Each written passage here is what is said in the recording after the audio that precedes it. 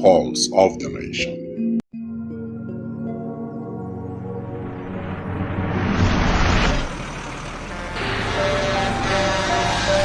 When a tanker bearing fuel falls or an underground pipe bearing fuel bursts, what do? Scooping fuel in your bucket or running far away from impending fire? You have a few seconds to take the wisest decision. Walk away? No, that is not enough. Shift? No, that is not enough. Stay there and gist and take shots with your phone? That is madness. Run. Yes, run away. Yes, your life depends on your action. The flames come suddenly, unexpected but uncontrollable. Why? Fuel is highly inflammable. Why? It just requires a spark to set off a ravaging inferno. So, don't stay there to think. Storm away to live. Do not throw away your life in anguish for meaningless fuel siphoning. Be advised.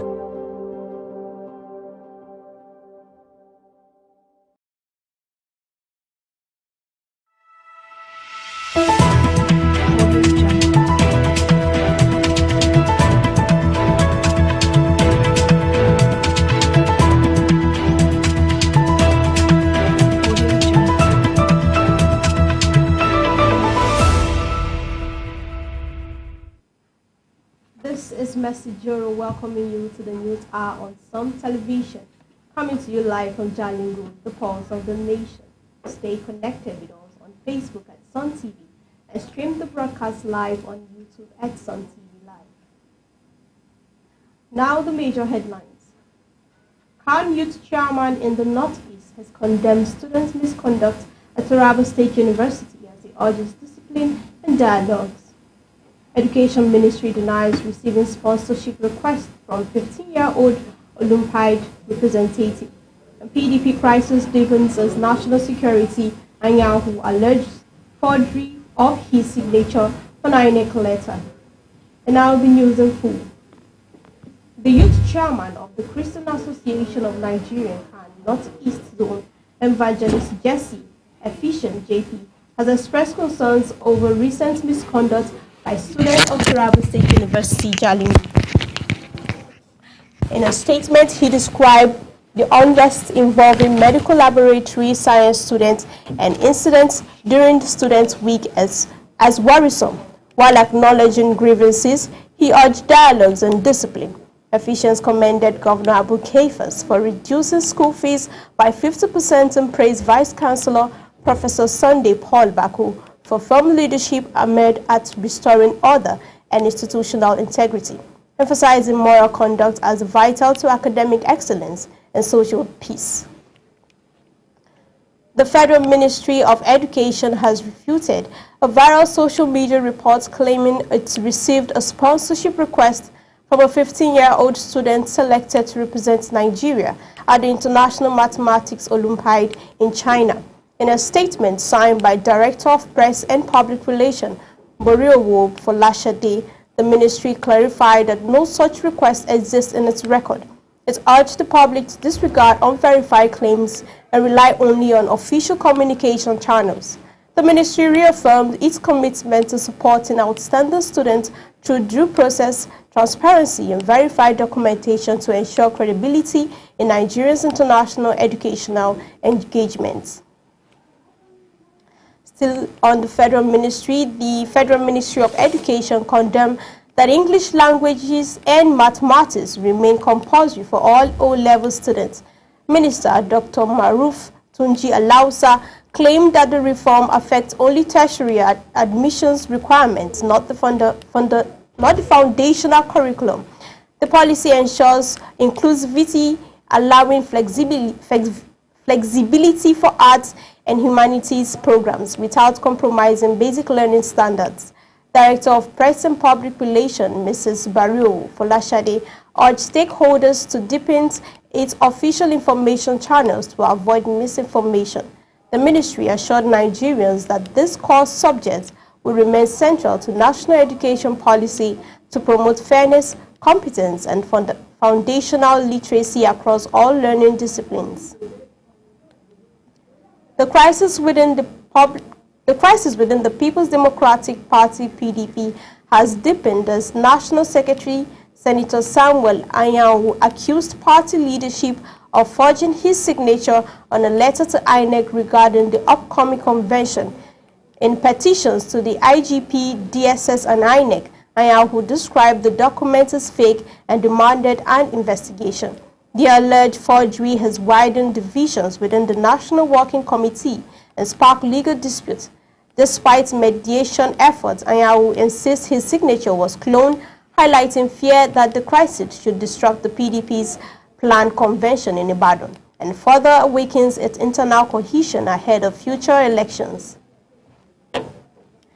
Still on parties, the Forum of All Progressive Congress Local Government Party Chairman of Nigeria Southwest Zone has endorsed President Bola Ahmed Tinubu for re-election in 2027.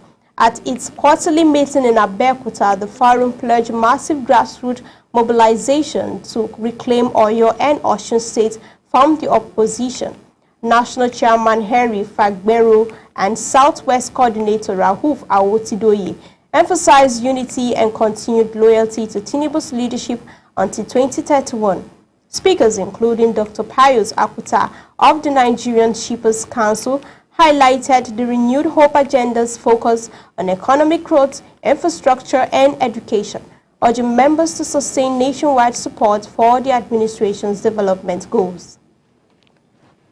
Moving on to Plateau State, the Plateau-based political group Re-elect Mutfwang again has endorsed Governor Caleb Mutfwang for a second term in 2027. At a meeting in Teachers House, Mongu local government area of the state, the group condemned retired Brigadier General John Sura, a former PDP aspirant, for joining the APC without consultation, calling it betrayal. Led by David Nasak, the group reaffirmed loyalty to Mutfwang and the PDP. The endorsement motion, moved by Honorable Marius Dak and seconded by Pijok Sunday, received overwhelming grassroots support, signaling firm political alignment and preparation for the 2027 election across Plateau State's PDP structures. In Benue State, the police command has confirmed the killing of notorious armed robber and assassin identified as Sata from Wone in Taka local government area. The suspect, wanted for multiple murders, including Hunters Commander Anondaka Yalo and his wife, was tracked to Makurdi. Police spokesman DSP Udemi Edits said operative intercepted Sata along George Akume Way, where he engaged them in a gun battle. He was shot, arrested, and later confirmed dead at the Benue State University Teaching Hospital. Weapons and ammunition were recovered. The police reaffirmed their commitment to ridding the state of violent crime. The Police Service Commission has accelerated pending disciplinary matters, issuing verdicts and clearing innocent officers for advancement. At a plenary in the Solomon Arise Conference Hall, 24th, appeals and one pending case were resolved. Allegations against Deputy Inspector General Bezuk Yakubu Kwazi Dali were dismissed and warnings letter nullified. Assistant Commissioner Efijo Grace Obiageli and Mohammed Awal Yunusa and Chief Superintendent Ikendu Alwell Ukonu were reinstated. Promotions included a new Deputy Inspector General were approved. Chairman DIG Hasmu Agu pledged faster case handling to uphold fairness, integrity, and morale across the Nigerian police force. Still on service, the Nigerian Correctional Service has declared all correctional centers nationwide as a red zone ahead of Monday's planned #Free Nnamdi Kanu protest. In a statement by spokesman Umar Abubakar, the service warned protesters to stay away from restricted facilities to prevent security breaches. It urged cooperation with security agencies and a peaceful conduct. Meanwhile, the Nigerian police force denied claims it sought a court order to stop the protest, clarifying no such action was taken. Authorities emphasized the need to balance civic freedom with public safety during demonstration nationwide, especially around sensitive security institutions. A human rights activist and former presidential candidate Omoyele Sowore has called on Nigerians to join a nationwide protest demanding the release of detained IPOB leader Nnamdi Kanu, despite a court order restricting gatherings near key government areas in Abuja. Sowore urged peaceful assembly at Transcorp Hilton by 7 a.m. for the hashtag Free Nnamdi Kanu Now March, marking the 5th anniversary of hashtag EndSARS. He questioned the legality and the restriction of accused authorities of double standards, insisting his 115-lawyer team would challenge the order while maintaining that the demonstration would remain peaceful and constitutionally grounded. The Independent National Electoral Commission, INEC, will conduct a mock accreditation exercise on October 25, 2025 in selected polling units across Anambra State. The exercise will test the upgrading bimodal voter accreditation system and result uploads to the INEC result viewing portals before the governorship election. Registered voters across Akwa South, Indimili North, Oyi, Anambra East, Aguta, and Orumba North local governments are encouraged to participate.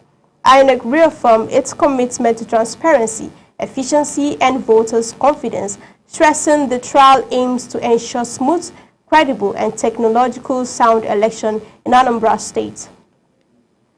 Still on the INEC, the Independent National Electoral Commission announced that individuals registered during the continuous voters registration in Anambra State may collect their permanent voters card from October 22nd to 26, 2025. Director of Voter Education and Publicity, Victoria Etta Messi, stated that cards will be collected personally at registration points. Proxy collection is prohibited. INEC emphasized timely collection for voter eligibility in upcoming governorship election. The initiative aims to prevent disfranchisement and ensure every registered citizen can exercise their democratic rights through transparent, inclusive, and credible electoral processes. Former President Olusegun Obasanjo has urged greater youth inclusiveness and transformational leadership to promote national development. Speaking in Abeokuta at the Royal College of Defense Studies Alumni Lecture, represented by Samuel Daramola, he delivered a paper titled The Challenges of Youth in Fractured World. Obasanjo emphasized that youth vitality, idealism, and hope must be harnessed for national progress. He called for investment in education, entrepreneurship, and civic engagement, warning that neglecting youth peoples threatens Nigerian stability. He reaffirmed his belief that the empowered youth remain the foundation of sustainable peace and leadership renewal. Moving out of the country, Afghanistan and Pakistan have agreed to an immediate ceasefire following peace talks in Doha, Qatar, after a week of deadly border clashes. Pakistan Defense Minister Khawaja Mohammad Asif confirmed both sides will reconvene in Istanbul on October 25th for further discussion. Taliban spokesman Zabihullah Mujahid said both nations pledged to end hostilities and prevent militant support.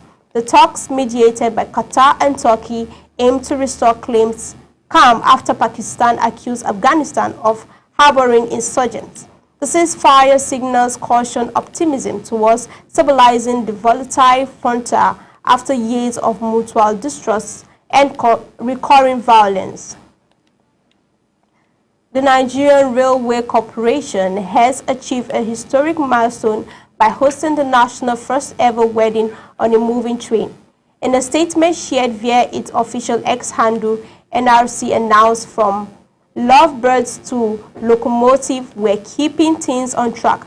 The symbolic event tagged "A Journey as Beautiful as the Destination" reflects NRC's renewed drive for public engagement and modernization.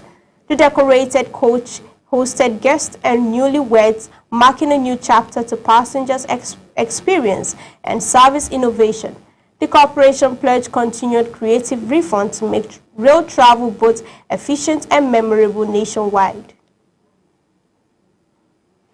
It's now time for a brief commercial break. Stay with us. The most captivating stories are just moments away.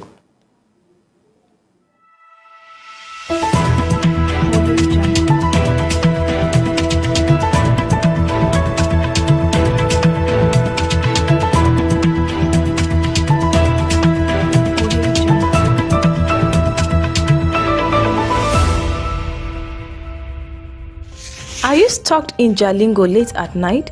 Need a safe and reliable ride fast? Introducing Supercab, Jalingo's trusted ride-hailing service from anywhere in the city. We will pick you up right at your doorstep. Book a ride in seconds. Safe, fast and affordable. Visit www.supercab.com.ng or download the Supercab app today. Supercab, your ride, your way.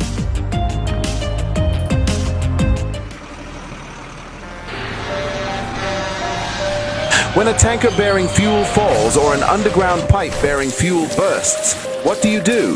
Scooping fuel in your bucket or running far away from impending fire? You have a few seconds to take the wisest decision. Walk away? No, that is not enough. Shift? No, that is not enough. Stay there and gist and take shots with your phone? That is madness. Run. Yes, run away. Yes, your life depends on your action. The flames come suddenly, unexpected but uncontrollable. Why? Fuel is highly inflammable. Why? It just requires a spark to set off a ravaging inferno. So, don't stay there to think. Storm away to live. Do not throw away your life in anguish for meaningless fuel siphoning. Be advised.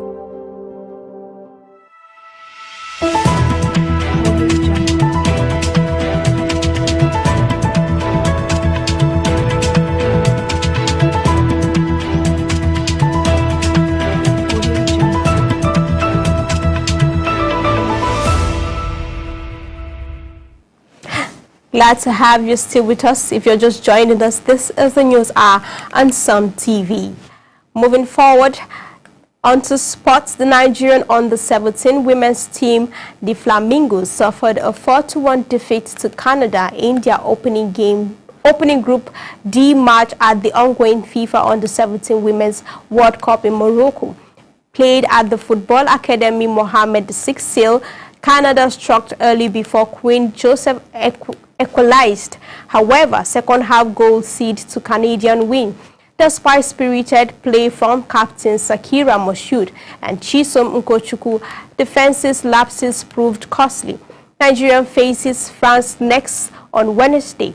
Coach Bankole Olukere expressed optimism, saying the team would rebound stronger in their subsequent features to sustain their qualification hopes. The National Assembly Service Commission undertook a study visit to Kuala Lumpur to enhance Nigeria's legislative administration.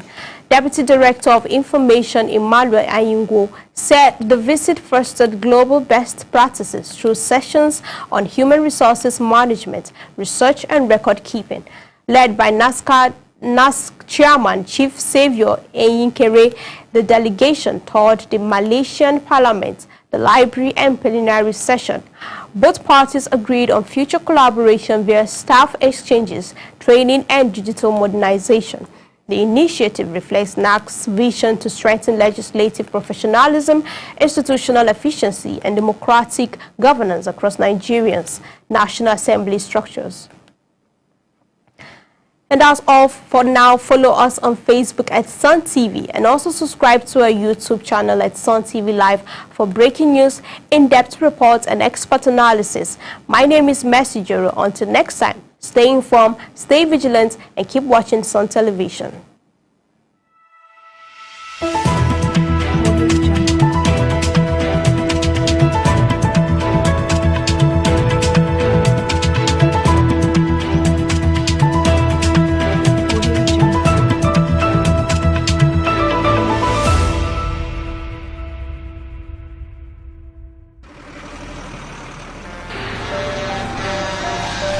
When a tanker bearing fuel falls or an underground pipe bearing fuel bursts, what do? Scooping fuel in your bucket or running far away from impending fire?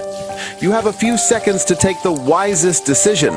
Walk away? No, that is not enough. Shift? No, that is not enough. Stay there and gist and take shots with your phone? That is madness. Run. Yes, run away. Yes, your life depends on your action. The flames come suddenly, unexpected but uncontrollable. Why? Fuel is highly inflammable. Why?